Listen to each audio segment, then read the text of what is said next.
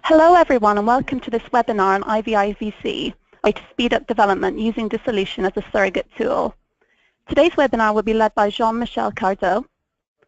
Jean-Michel leads PTI's courses in practical solutions for establishing in vivo in vitro correlation and bioavailability and bioequivalence.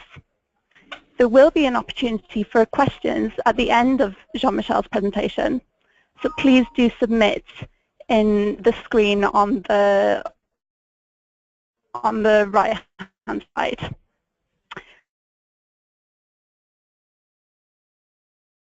I'll now pass over to... Do you listen to me? It's okay?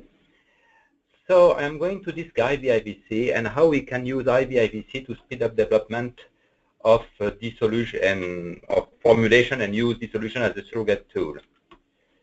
So the first thing we are going to go through is definition, guideline framework, when can we use IVIVC, how we can make a time scaling, and what is predictability, and what we can do with IVIVC. So the first part is going to be about IVIVC definitions and legal framework. You have a lot of guidelines speaking about IVIVC in both sides of the Atlantic Ocean. Guidelines. All of them stress that you may have to use IVIVC during your development to optimize your formulations, and then limits. In both sides of the Atlantic, you have the ICH Q8, which is on pharmaceutical development, IVIVC during your development. The next slide is almost the most important slide of this talk. Why? Because somehow we have the idea with this slide what dissolution rate.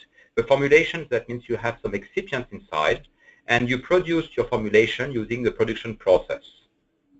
When you swallow, for example, this tablet, or when you put this drug delivery system, which can be an implant under your skin, you must release the drug from the drug dosage form that is linked to the formulations and the process. Then when you have the API, you must form a solution, and only the solution can go through the membrane, and if it's via oral route, you will have a first pass effect, that means liver degradations or membrane degradations before you are going to reach here, the blood. What is important to understand here is when you are within the blood, everything is going to depend on the distribution and elimination processes. Before here, with your drug delivery systems, everything is going to depend on the API characteristics, the formulation, and the production process, and the solution about the permeation. What is important to understand is what you are going to see in the blood as the input function here. That means how you are going to eat blood, worst of the phenomenon between the permeation, the fact to go in solution, that means the dissolution of, and the release of the drug from the drug dosage form. When you have a slow release formulation, it's the release which is going to control everything. And in this case, as it's going to be the release in vivo, which is going to control everything, you can study that in vitro using one in vitro dissolution test. Now we have a very nice definition, which is the bioavailability definitions. In this definition, we have two parts. That is, bioavailability is going to depend about the rate of the drug, which is going to reach the systemic blood flow, and also the extent. Rate is Cmax, Tmax, and extent is AUC. The rate is going to depend on the release and the dissolution of your drug, and is also to drive the extent of drug.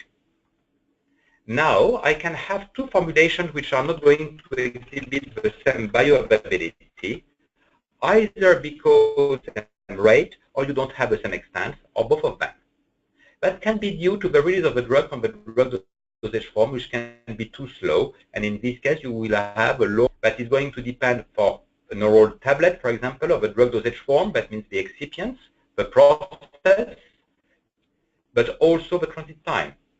That can be due to the solubility or the dissolution rate. And in this case, that depends, of course, about the excipients that you are going to have. For example, if you can have something which is going to increase the water intake in your tablet, or due to the API, for example, the particle size. If you can monitor your API, that is something which is quite easy, because you are in the green part of this slide. But if you have some problems with the bioavailability, for example, the rate of the permeability of your drug, that means going through the membrane, or the fact that you have efflux proteins, or that you have problems on instability in the gas, or for example, drug metabolisms, that is very complicated to handle as you are going to try to play on physiology.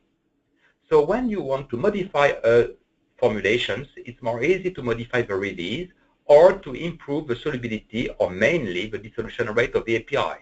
For example, when you do a micronization, you modify the dissolution rate of the API. So during all your development, you are going to work with two terms, which are release and solubilization, in contrast to absorption or permeability.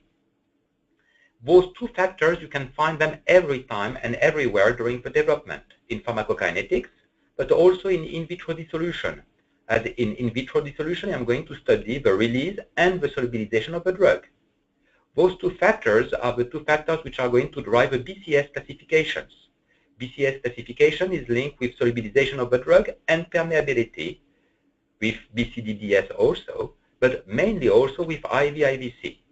Because if it's the release and or the dissolution which is the limiting factor, then I can study it in vitro and I can try with my in vitro tool to optimize my formulation.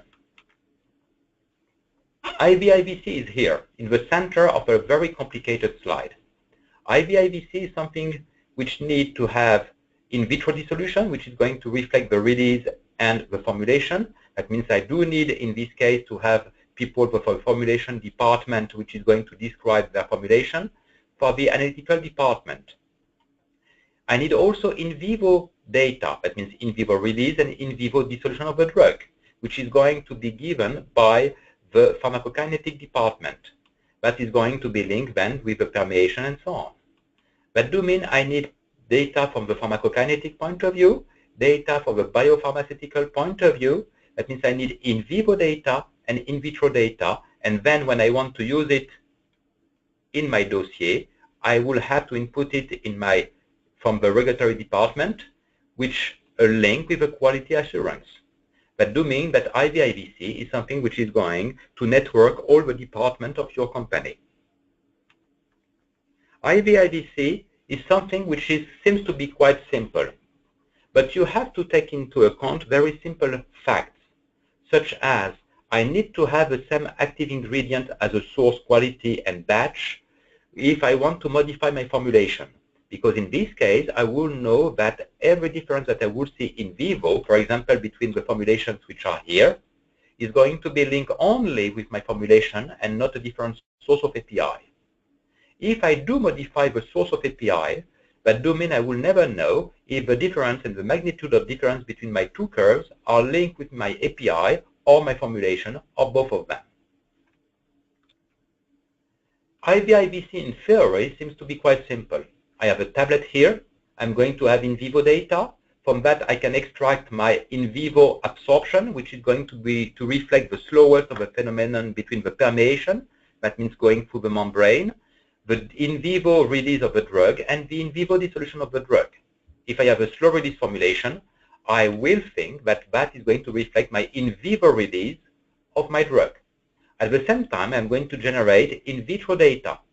Both in vitro data are going to reflect my in vitro release and dissolution of API.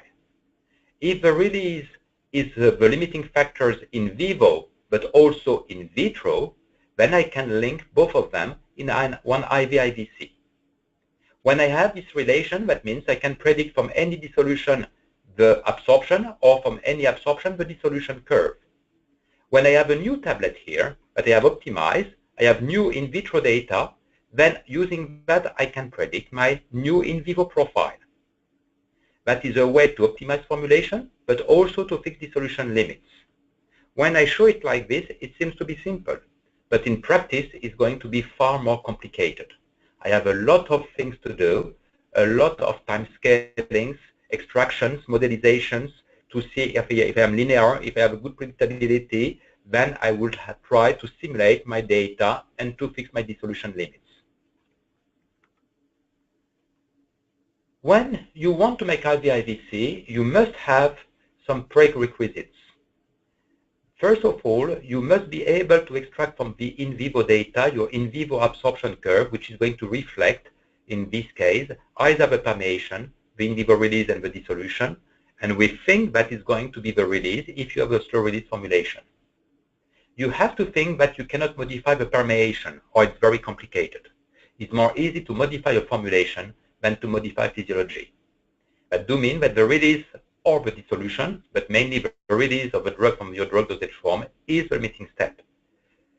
That leads to the conclusion that you can make IVIVC mainly for slow release formulations, either from Peros route, but also, for example, for injectable implants, or for vaginal rings, or for intrauterine devices, and so on. All the formulations that you are going to play with in your IVIVC, or to study if you prefer, must have the same release principle and mechanisms.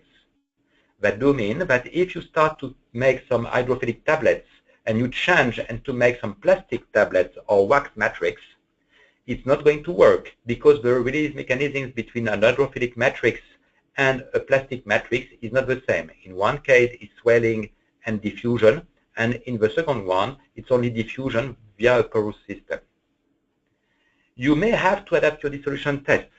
That do mean that you are not going to use only the same dissolution test that you, for example, HCl 0.1 normal acid and 50 RPM for all the type of formulation that you are going to study. You may have to study new type of dissolution test to have the best one, which is going to reflect for all your formulations. That means for all the release principle keeping constant, the in vivo release. You may have to use a time scaling, and we are going to see what it is. Only to make it more live, I use example to explain you how you can make an IVIVC. That is extract from real data, and is going to be a little bit modified to have something which is going to work nicely. Imagine that you had made a dissolution test and to try to optimize the formulation.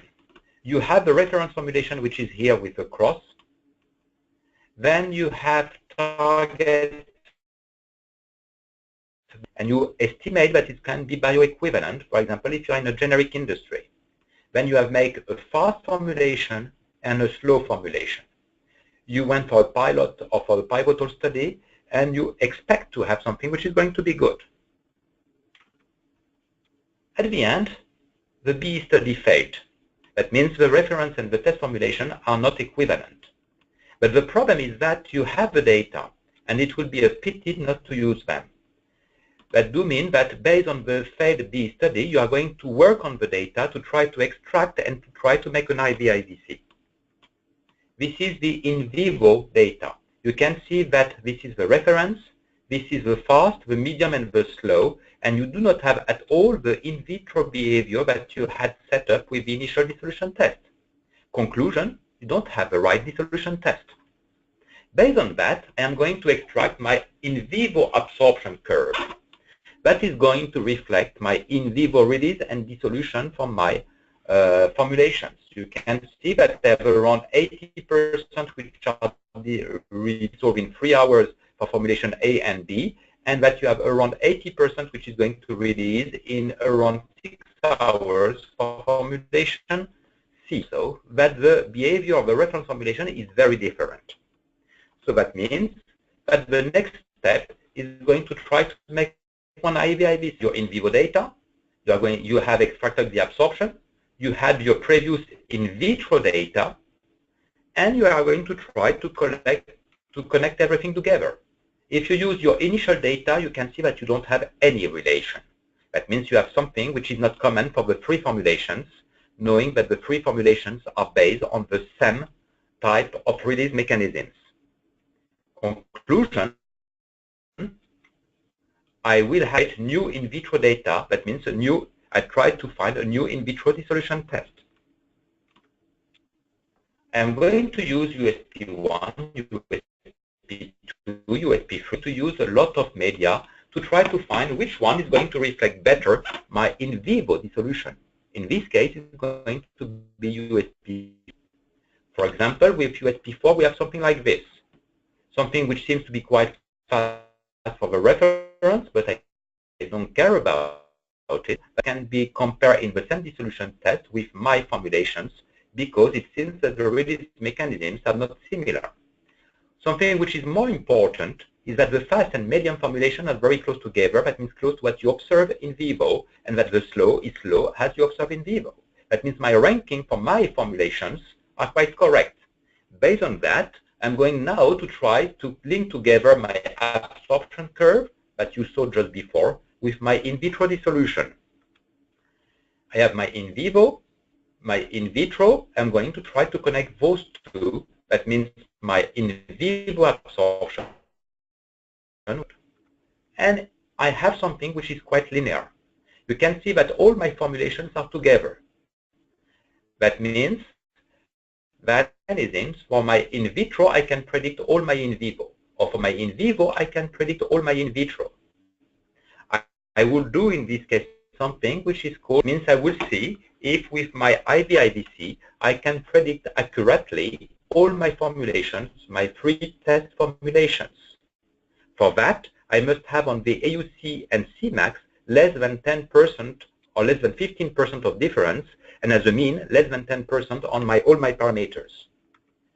You can see that the prediction is quite accurate. You have in the full line the predicted value, and in the dotted one, the observed values. You can see that it's quite good. I make mistake or errors, which is a maximum 6% from formulation C Cmax, or around 2 to 4%. In total, I have a very good predict basically to make everything that I want. Everything that I want means that I can, for example, try to predict dissolution limits, but more also sense that I can now do something else, which is to try to optimize my formulation to target my reference formulation. To try to target it means that I have my in vivo absorption. You remember, you saw it a lot of slides before. I have my absorption for the in vivo that I have extracted here. Excuse me, it was here. For my in vivo profile, I have an IVIVC. That means I can use that what I need. If I input here my in vivo profile for my reference formulation, I can calculate its in vitro profile, which is going to be to target a reference, but using my technology. If you prefer, I can, in this case, try to give something which is quite easy. That means I can, in this case, give to the formulation department the target dissolution curve, and you must target this curve. And then, using a design of experiment, I can try to optimize my formulation. And if I have something which is quite nice in vivo for a pilot study, to verify that I'm correct. If yes, that do mean that I will have examine and establish which are my critical quality attributes. So I will have my target dissolution here. As a conclusion, can I use IVIVC all the time? Yes and no. I can use it when it's the release, which is the limiting factor, but can use it also in other specific case, but that is not the topic of today. For example, I can use it for inhaled products, but that is something very specific. For example, the API granulometry also. I can use it mainly when I know which are all the factors which are important. For example, which are all the factors which are going to play a role on my dissolution in vitro or in vivo, which can be the tablet physical properties, which can be the API physical properties, which can be also the tablet formulations, and, for example, the excipient properties. Knowing on all the parameters I can use to modify it In this case, I can try to optimize my in vitro dissolution, which is going to be reflected in vivo due to my IVIVC. If you prefer, my IVIVC is one piece of the jigsaw puzzle, which is here. That means I put it in the center, of course, because that is the topic of today. But IVIVC are linked with dissolution, are linked with formulations, are linked with production, are linked with my API properties, are linked with my pharmacokinetic, and so on. It's a way to link everything together. But you have never to forget that at the end you will have to submit your dossier. And submitting your dossier do mean that you need to explain it in a very logical way. And also, it can help you, for example, to fix your dissolution limits, which are going to be very important. Very important for the stability data, for example, but also to be used as a bio-waiver, for example, during your scale-up. But be careful to this one, which is a marketing. Sorry. Marketing is always a very strange piece. Even if you can think that it's going to fit here, the problem of marketing is that you can try to optimize your formulation with, for example, a round tablet, and at the end we will tell you, yes, but we will prefer to have an oblong tablet with a score line, and that do mean in this case that you may have to redo a part of it. So that was my last slide. You have my email if you want here. I thank you to have listened to me, and if you have any questions, I have still some minutes to answer to your questions.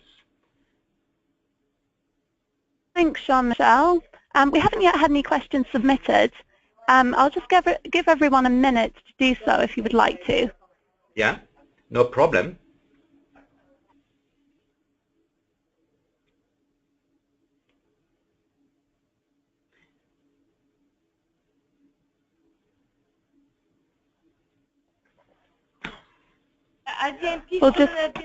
We've just had a question.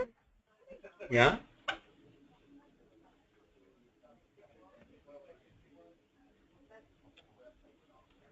Okay, where it is? Just asking whether there will be a recording of this webinar. There will be a recording available. We will get in contact with you after this to send you a link to that.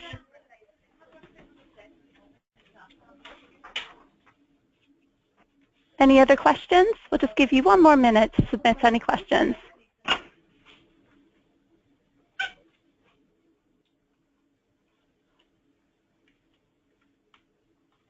We have another question. Jean-Michel, what about non-linear IVIVC?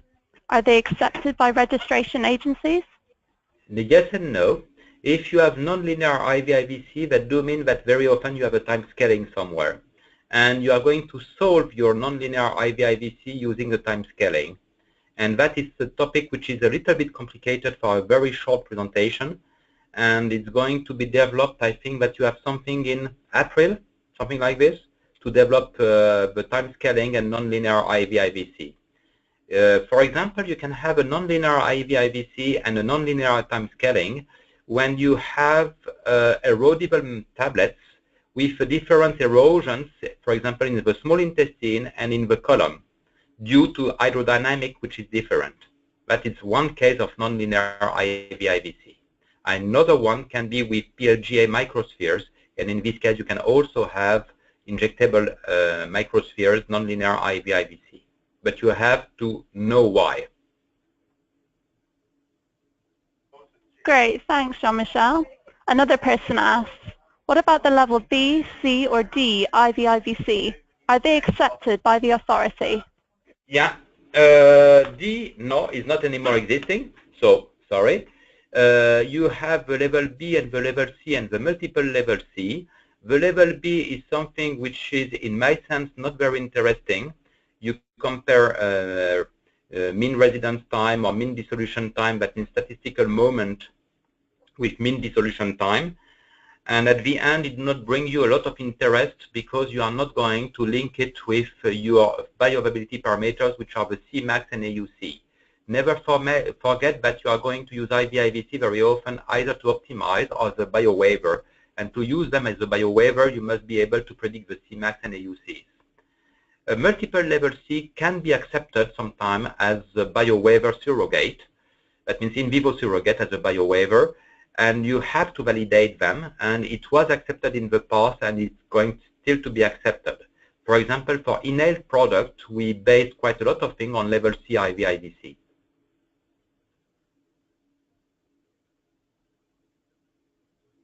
Okay. Another person wonders if you have published materials on this topic. Yeah, a lot, but the problem, I don't know how it's covered by copyright. Some were published by a company called Informa. I don't know if they are going to allow you to have it a free access or not. Because when you publish something in a journal, the journal have the copyright. So I can maybe see and send to you, Rosin, the things which are in open access.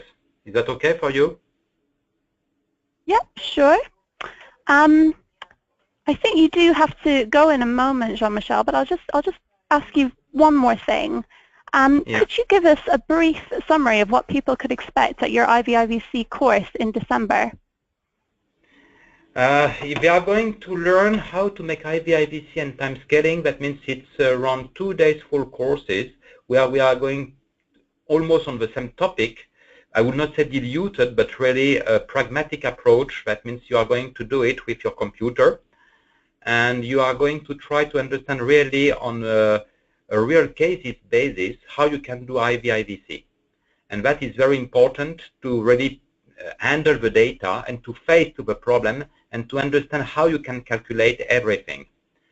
And that is what we are going to do on December. After that, you will not be able maybe to make everything, but at least to understand which are the principles and what are the questions to ask to the people which can help you in your departments, various departments of your companies. Okay, great, perfect. Thanks, Jean-Michel. And thank you everyone who attended today. Thank you very much. Goodbye. Thank you. Bye.